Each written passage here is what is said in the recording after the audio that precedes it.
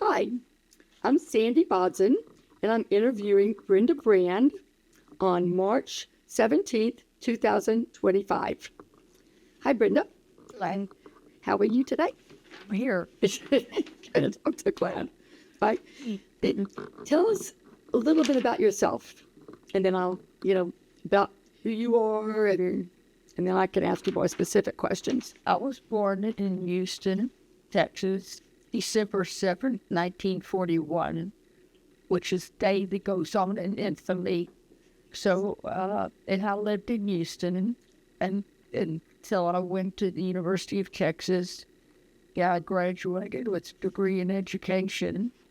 And then I moved to Dallas to teach. And then I've been in Dallas ever since. I met my husband, hoping to be on a blind date on September 13th of the same year. We got engaged 13 days later, and we got married December 29th because he wanted to take me as a tax deduction for the year. So we went to Puerto Rico on our honeymoon. We were married at Bessie Church Synagogue in Houston. But we also had two rabbis because I had gone, as a teenager, I wanted to go to a Reform congregation where Rabbi Shachtel was there. And so I was married by Rabbi Shachtel and Rabbi Malef. And then we went on our honeymoon to San Juan, Puerto Rico, and to St. Thomas and the Virgin Islands. We moved back to Dallas, and Stuart already owned a home. I married him because he had a house and a convertible, and a good job.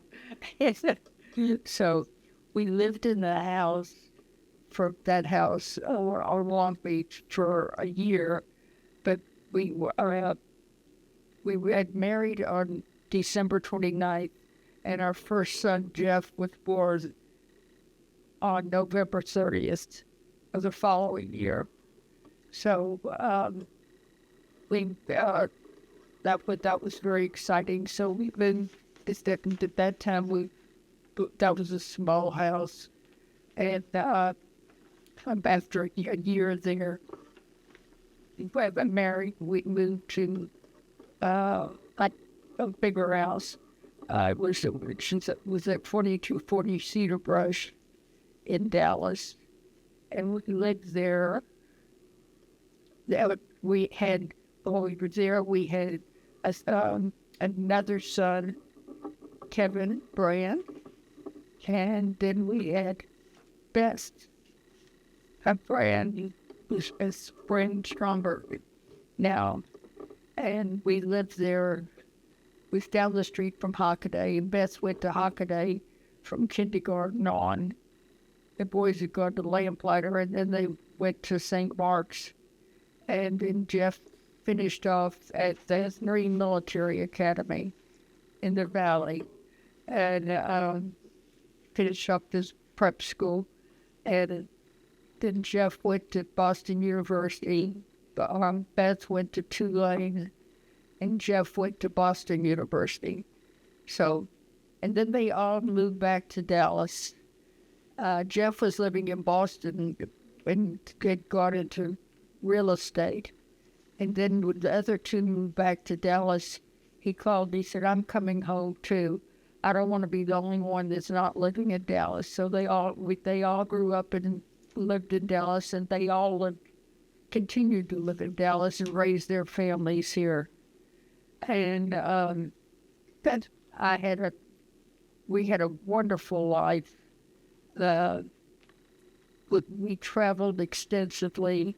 It was great because Stuart would qualify. He was in the life insurance business and sold insurance, but only life insurance and disability.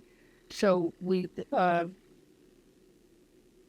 would qualify. He was very good at what he did. And we were taken to these trips all over the area. It was It was really great. So the trip that we were going on, well, the company would take us for like 5 days, and then we'd go on and travel there afterwards. I mean, we drove the length of Italy. Let's see. It was interesting because we didn't speak any Italian, but we managed with our Spanish sort of to get instructions to go. But that was a great trip. We just went everywhere, and we were in France. That was harder with the language. We traveled all over England, Italy, England, and Switzerland. We just went everywhere. And so that one, we had a great time.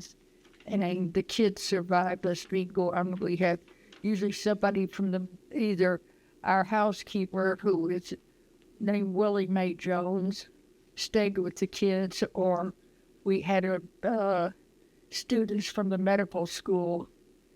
When the kids got older, Willie couldn't stay, so we had those people stay. Or else sometimes Stuart's parents, Rosalie and Al Joseph, came and stayed with the kids. They were really good about it. So we just had a wonderful time. The kids were great. Nobody had any major problems. Except one time on a Sunday morning, the doorbell rang, and there was a policeman there, and they said, "Is this your license plate?"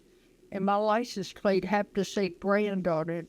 I said, yes. He said, well, we found it by a mailbox that had been knocked down last night. And so one of the boys, Kevin, had done that.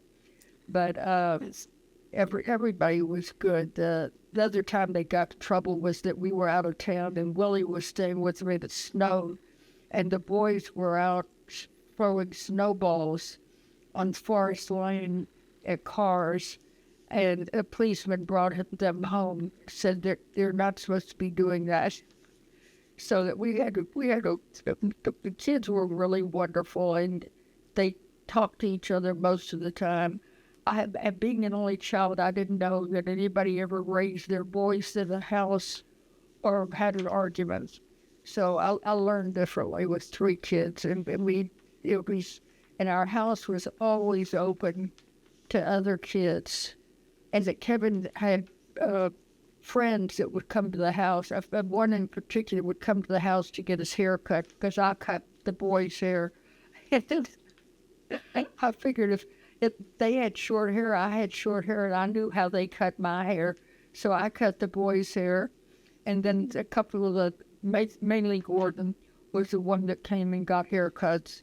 The house was always open. It was like my friends were always welcome at the house, and we always had a lot of kids in and out. And then we had friends or teachers that we became friendly with, who would have their children's birthday parties in our house, so they could have their pool. And so we had a great time, and we lived there until Beth was a junior in high school, and then we moved over to 8 Hallshire Court, which was like a townhouse. It's a beautiful big house on a small lot, and that was super. And they finished up.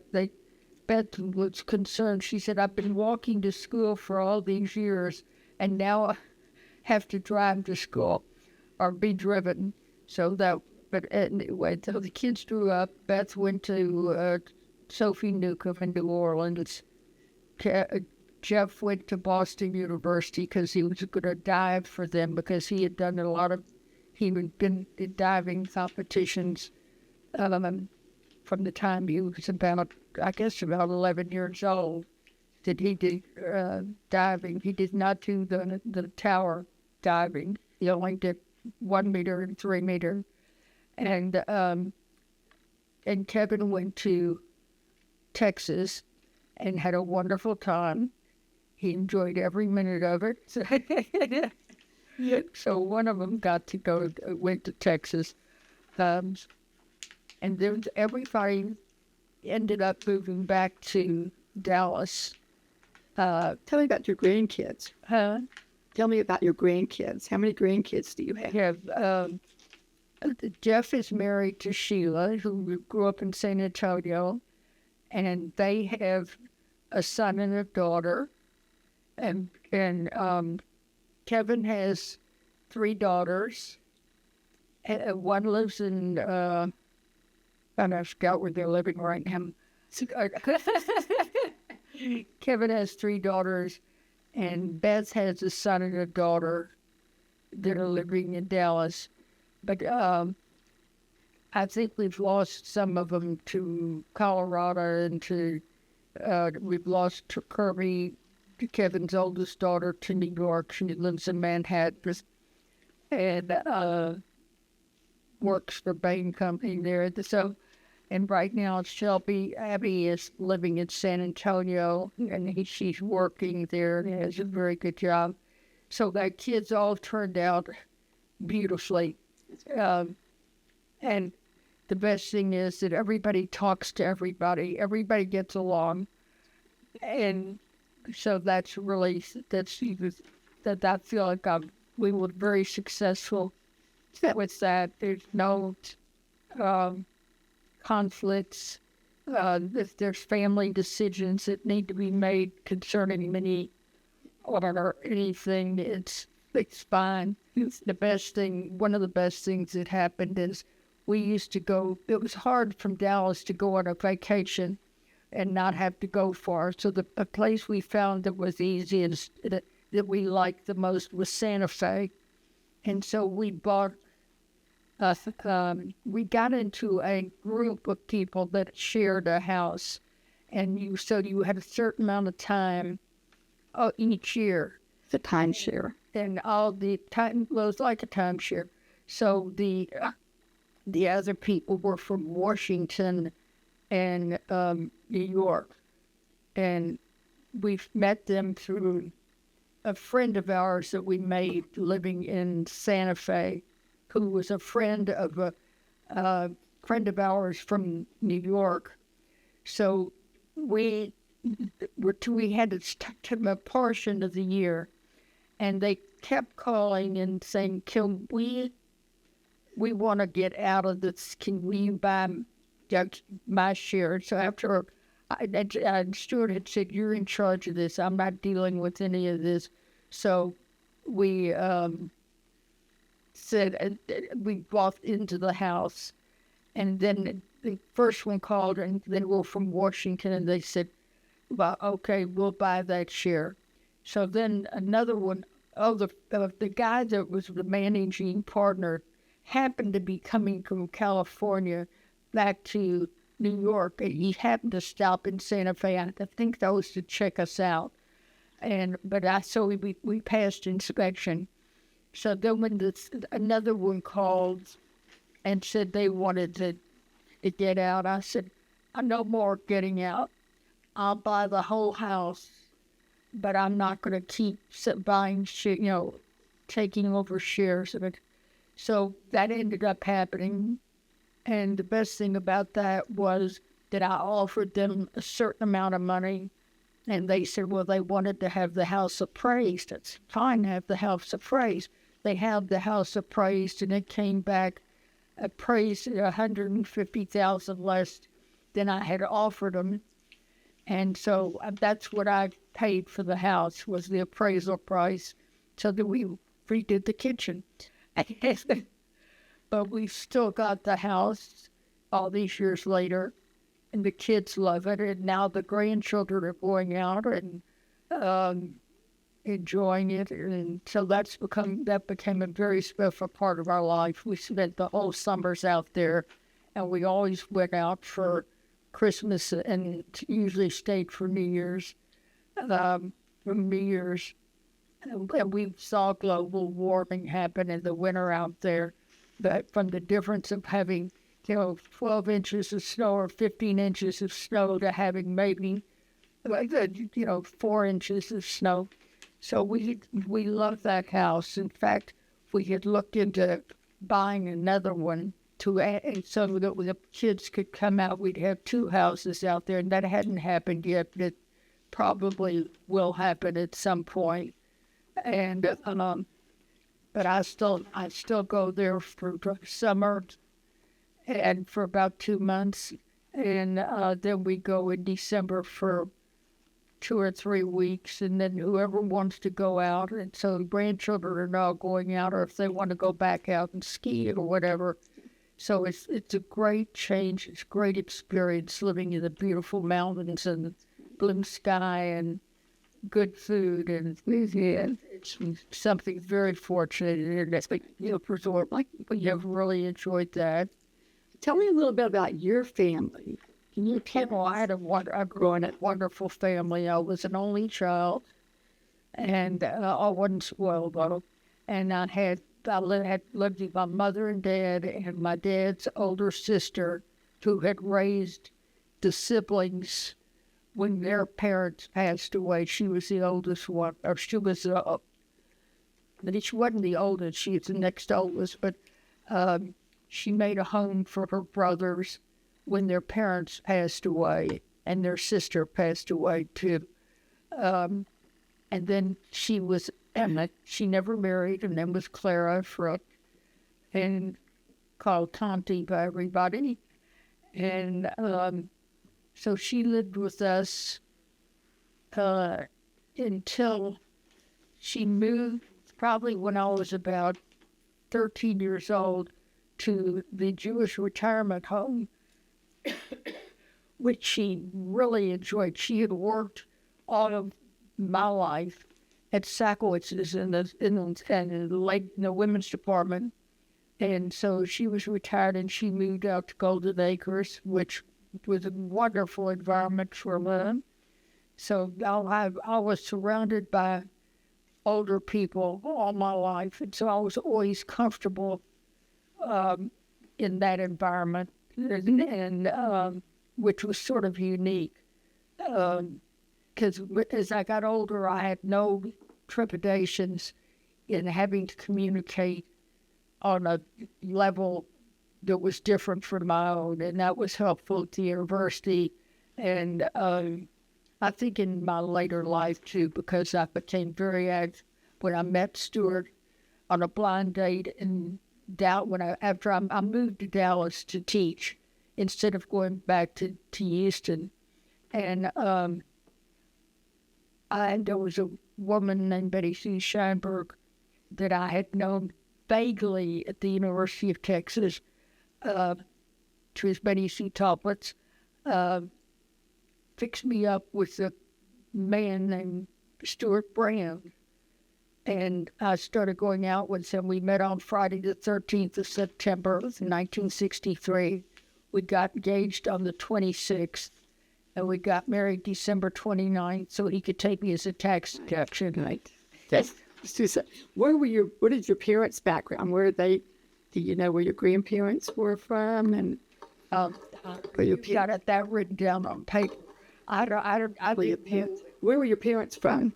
My parents were all both born in Houston, and the mother's family was very close. She had two siblings, and so I grew up around. And my father's siblings were there, and my dad's sister Clara lived with us from the time I was 3 years old, and I never had a babysitter. Tanti was always there, and so we lived first over in Riverside, our street called Wichita. I think they ran us freeways in there at 2226 Wichita, and my grandparents lived in a wonderful house on Prospect, 2441 Prospect. And I looked online recently, and that house is still there. And it was I didn't realize then, but it was a great big house. It had 4 stories, and in Houston that was very unusual because we had a cellar and where there was a furnace, but it was a finished, then it had a totally finished third floor, there was a cellar, and then there were 3 main floors. And so we used to run up the stairs into the attic where there was just a big room with the floors. And so my cousins, I had 3 cousins, Harvey, David, Paul, and Paul was 2 years younger than I. We used to run up the stairs and play upstairs where there was nothing. It was just a big finished room. So that was fun. And so I had a good life, but what good? Yes, sounds like it. And what was your Jewish affiliation here? How affiliated were you all? Were you active in the Jewish community here? And here or Here in Dallas, you and your husband? Dallas. Well, when we moved I met Stuart right after I moved to Dallas on a blind date on the 13th of September. We got married 3 months later, so we joined Temple Emmanuel and went to High Holidays, and it was so big, and we didn't know that many people. So then some people told us they were starting another Reformed congregation, and it was Temple Shalom. And so we joined Temple Shalom as founders, and we stayed there. I'm still there. So, and it was, but I mean, it's just, and the kids all went to Shalom for Sunday school. We're born bat mitzvah there, and Beth and Mark and her husband Mark are active at Shalom, and so that worked out very nicely. Good. That's great. Good. When you moved to Dallas, what you told me why you moved here to teach? Right. Yes. Okay. How has Dallas community changed, or how has Dallas changed from when you first moved here? It's just gotten bigger. And I don't feel like it's been that great of a change. At least with where I've been involved. We moved from Farmers Branch over to near Hockaday, and then we bought the house on Glen Lakes, which was wonderful. That was just super. And then we lived there. So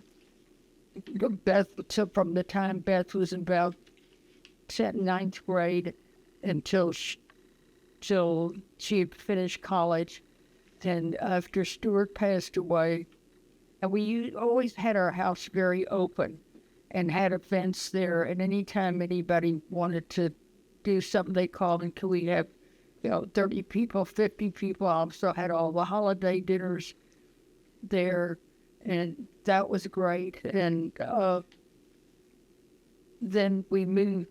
When Stuart died, I stayed there probably about 6 months, and then they had opened a new retirement building, and I would called Legacy. The Jewish community has been involved with building it, and I decided to move. I'm still here. A great apartment with 2 bedrooms, my dog, Suki, and I really like it. Good. So it's good to got a great gym. So what do you think that you're most proud of to your life? I'm very proud of my family, and that they are very close. And I have a wonderful group of friends. And I'm very proud of having been very active in the general community. I was active in the Jewish community, but I was also very active in which was started as the Dallas Women's Foundation, became the Texas Women's Foundation. And I was president of that board, and I was president of the board of Planned Parenthood, and I was active at the temple. And I think that I felt that it was good that I liked having friends that weren't Jewish, because they knew that I had the interest in the community that they had. And so I think that was very, very nice. That's great. Yeah. That's really, that's good. That's really good. That's nice to be known that way. Yeah. Yeah. So, what, you have anything else to tell me about yourself? I've got a great life. I've had some illnesses, but I got through all those. And Stuart was a wonderful, wonderful husband and a great father, and just he used to say we never had an argument. I said, well, maybe we had a little discussion sometimes, once or twice. But if one of us said something to one of the children, the other one never went against what the first one had said. So they knew that they couldn't play us against each other. And he was extremely supportive of what I did in the community. And I had gotten licensed, we'd gotten an insurance license early on, because if something had happened to him, I could go on and keep the business and keep it going, because he was very, very successful. And I learned so much because I heard him, how he worked on the telephone and what he did. And we traveled the world with all these people that were in the insurance. The steward liked to say, this is great. We're sitting at the table with the president of the company, and I make more money than he does. So we got treated very well. And but it was very good, because I had the security of knowing, since he was 10 years older than I was, I had the security of knowing that I could carry on the business and maybe not grow it like he did, but at least maintain what was there and staff it and things like that.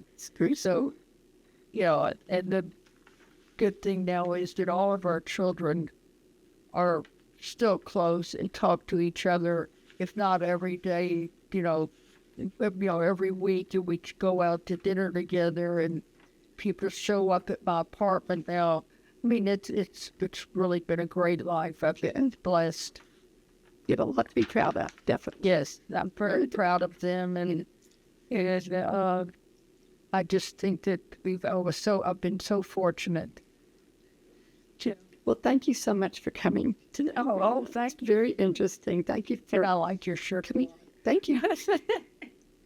For allowing me to interview you. Oh, well, I'm glad. Thank you for speaking. It's a pleasure. Good. Very interesting. Okay.